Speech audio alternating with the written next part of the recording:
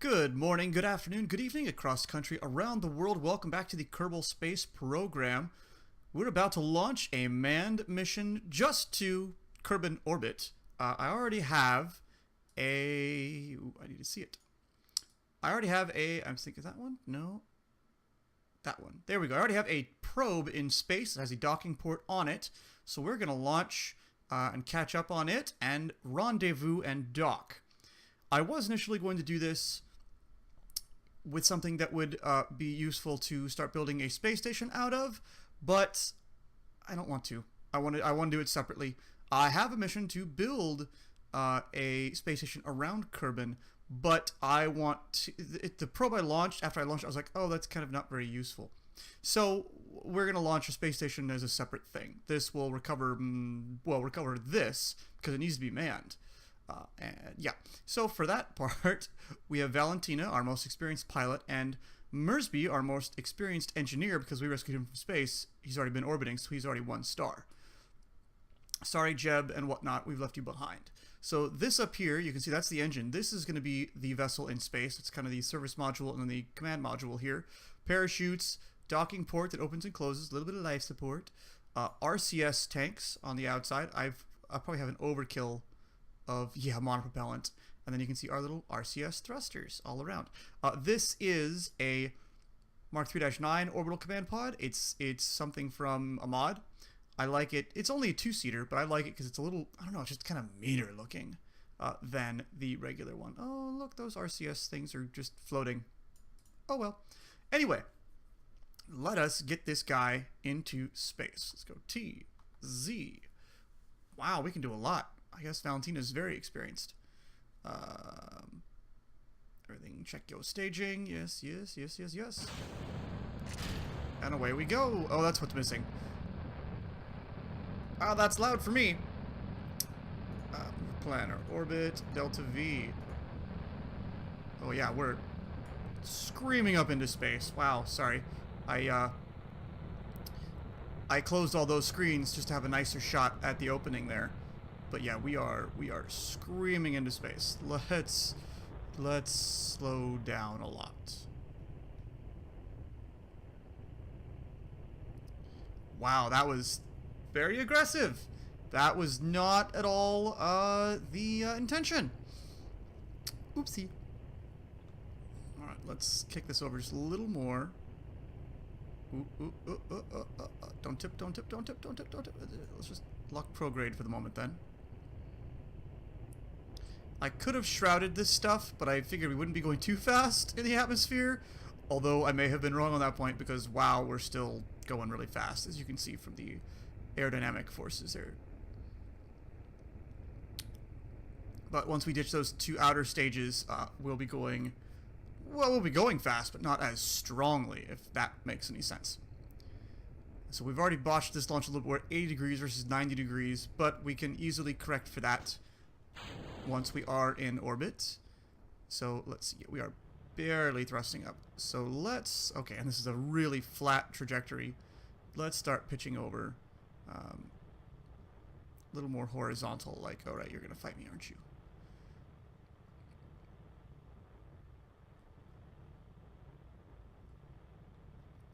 All right, let's aim camera on the middle there. I don't know if that's the correct spot. That's where I'm gonna aim the camera. Okay, there. That should do for a while. The probe is in an orbit of 120 kilometers, so we're going to get up to there. And, well, actually, no, we're going to go to 100, because I have no idea where it is. It is behind us. That's fine. We'll go to a lower orbit and eventually swoop around and catch up to it. And this stage still has tons of Delta V. Okay, good. So there, we're definitely going to exit the atmosphere. But we'll set, like I said, a 100-kilometer orbit. Okay, now we can lock to orbital prograde. 5, 96, 97, 98, 99, 100 kilometers. And we can use Mighty Mech Jeb to circularize, and that'll be, geez, I still have 1,000 Delta V left in that. Cool, execute that next node. Oh, I should have given this... Oh, there's no parachutes anyway. I can't recover it. Doesn't matter. Okay. They're still falling away? Yeah, barely. This stage will have loads of fuel left in it, but oh well, we'll just space it. Bye-bye. So let's see. Orbit dock with any vessel. Yeah, so we just have to dock with that probe. And that'll satisfy the mission. And the next episode, we'll launch a space station into Kerbin space. A really, really basic one. Doesn't have to be anything fancy, just what the minimum requirements are. Good. And then as we get other contracts to expand on it, we will expand on it. But shortly after we launch the space station for Kerbin orbit, we're going to launch pieces to assemble a space station / workstation for Mun and Minmus exploration, because visiting all those biomes is where we're going to garner tons of, I almost said Delta V. Nope. Tons of science. Oh yes, I also played with some of the mods on CCANT, and I got some to work that weren't working before, like specifically the USI, Umbra Space Industries, which is like the containers and lots of other fun things. So there's lots of other options and whatnot that I can play with in the future, and that's exciting. I think it's exciting. Okay, so we're coming into orbit. Puff, puff, puff, and we're, yeah, just about in a 100-kilometer orbit. So that's great.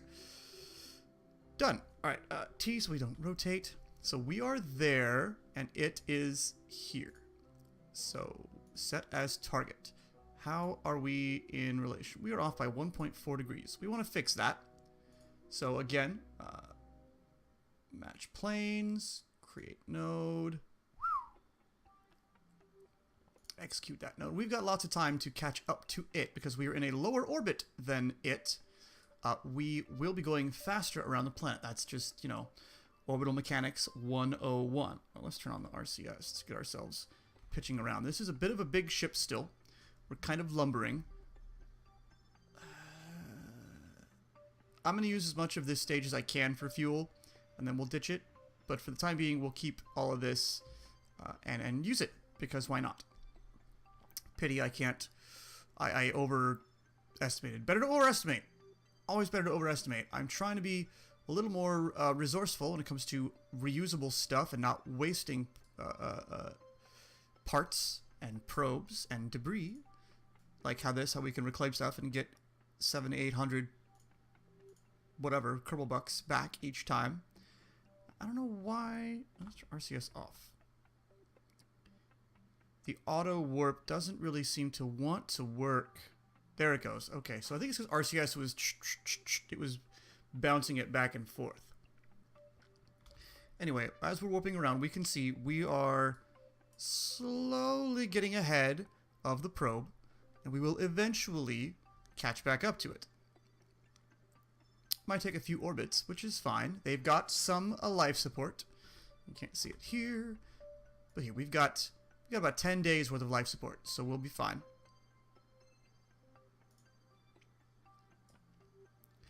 And they've got a big battery on there, and I've got a few solar panels just to keep it charged up.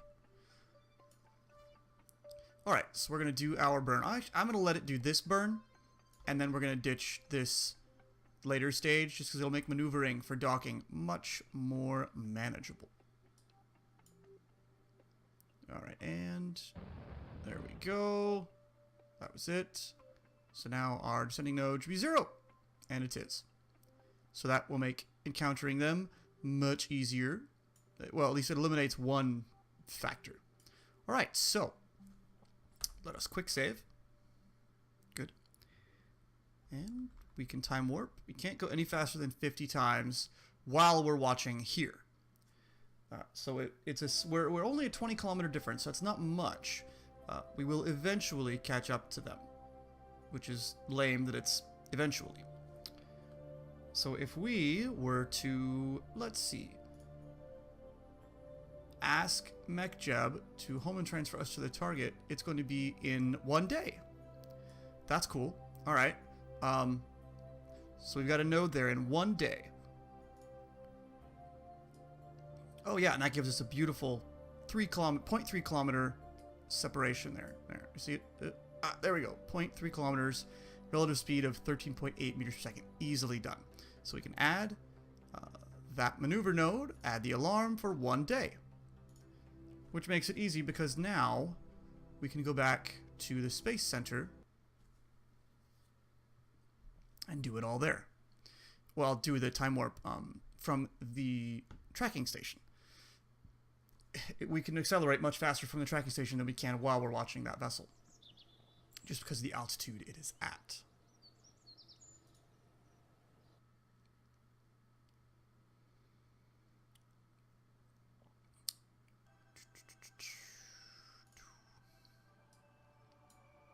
Cool, so it knows there's a maneuver node. So this even tracks maneuver nodes, but it's not as nice as, you know, Kerbal alarm clock.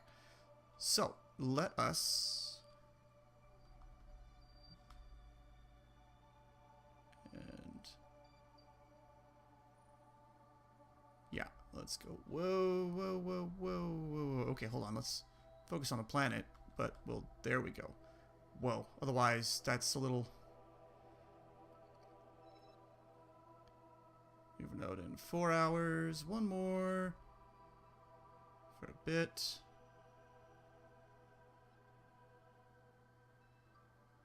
Alright, so Kerbal alarm clock should be slowing us down. Yes. Awesome. Nope, sorry. Delete that. And fly it.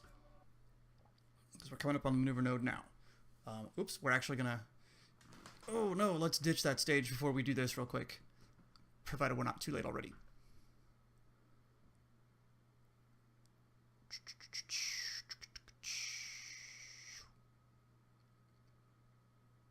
Okay, maneuver still in a minute.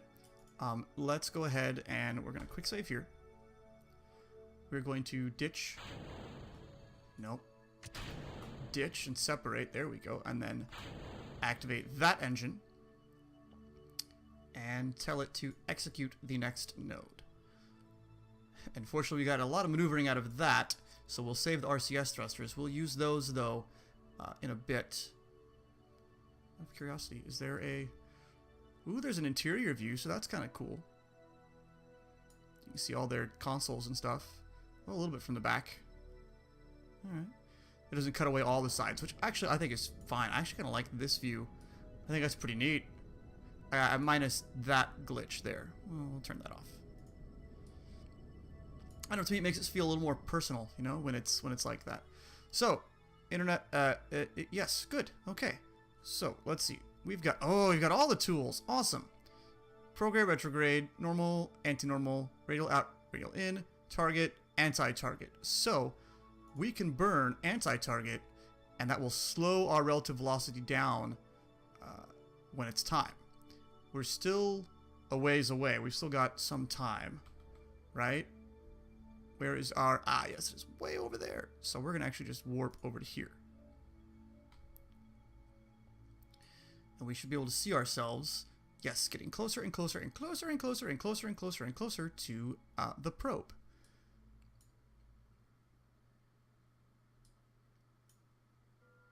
Yeah, so we should be about 3 minutes away from interception when we come out of warp. Well, about 1 minute and 20 seconds. Okay. So, yeah, again, we're traveling 13.4. The anti-target marker is conveniently right relative to our target retrograde marker. So that's awesome. We want those to be pretty close. It means we're traveling almost directly toward it. I apologize, this wasn't the most informative tutorial-ish episode about Orbital Rendezvous. Actually, we're going to let it close just a bit more, because why not?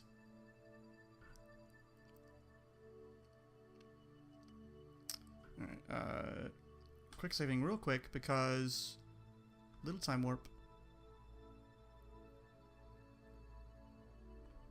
Okay. As you can see, our retrograde marker from the anti-target has drifted a bit. We could push that away, but I'm not going to. We're just going to brute force it. So now we're just about steady with them. We're going to point toward the target and burn toward it. We are still closing oh so slowly.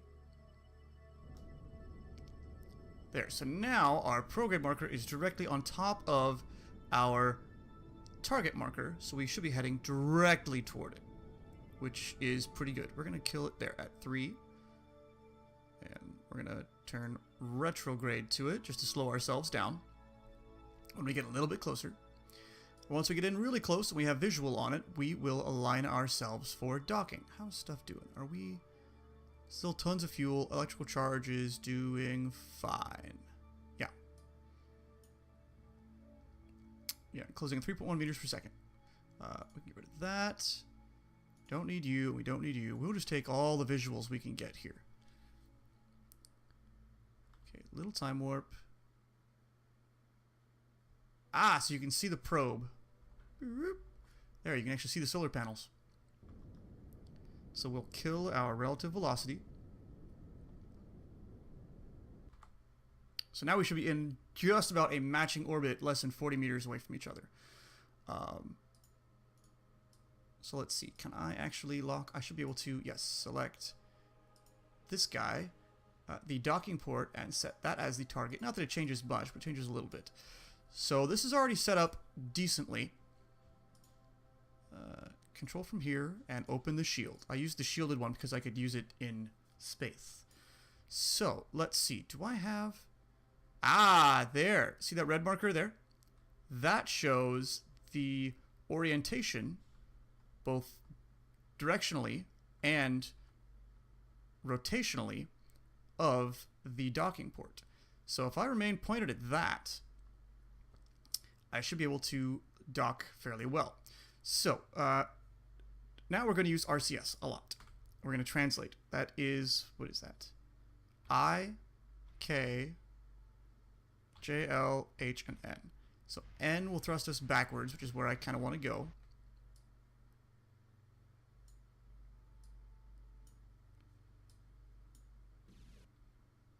Oops, wrong one. And then, nope, I don't want to go that way. I want to go that way. Ah, I see.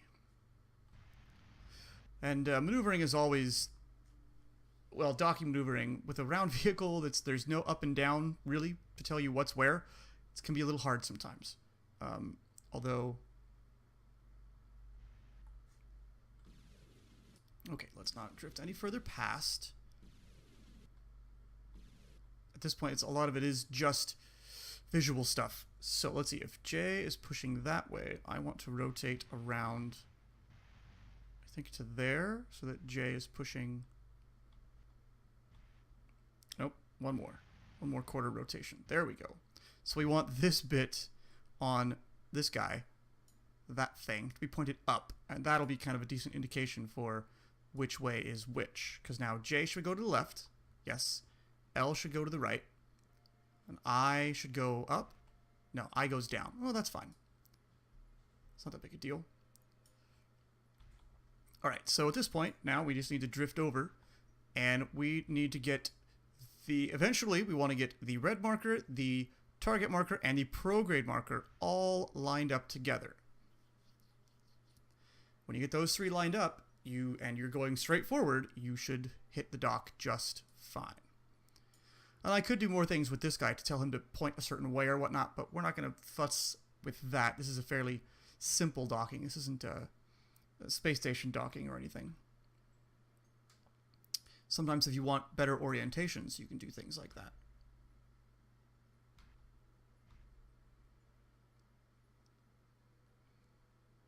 Alright, so we're slowly bringing the pink marker on top of the red marker, and that'll happen when it should happen at least, when we are perfectly aligned.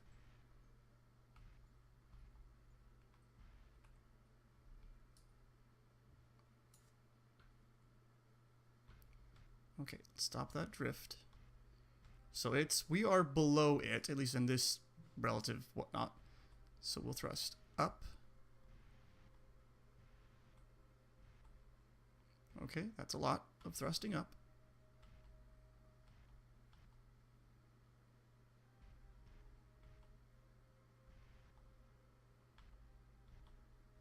Okay, good. So now we can cross over that way just a little bit. And again, we're going to get that pink marker right underneath the red marker. Oh, by the way, the red marker, that is a mod. That is a docking mod. It's not the docking port alignment mod. It's not the enhanced nav ball. It's some sort of docking nav ball-y mod. I forget what exactly it's called, but it's useful. It's very, very useful. Otherwise, I got the docking port alignment mod. Not right now, but I had it where it's actually a screen that shows you rotation and alignments and things. All right, so we are a bit above it. So let's drift down just a smidge.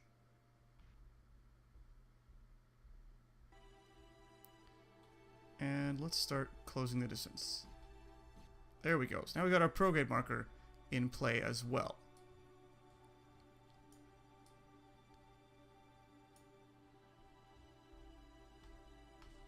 And now it's kind of a game of just lining up that prograde marker where you want it and praying that it all works out. But this looks like things are more or less lined up the way they should be.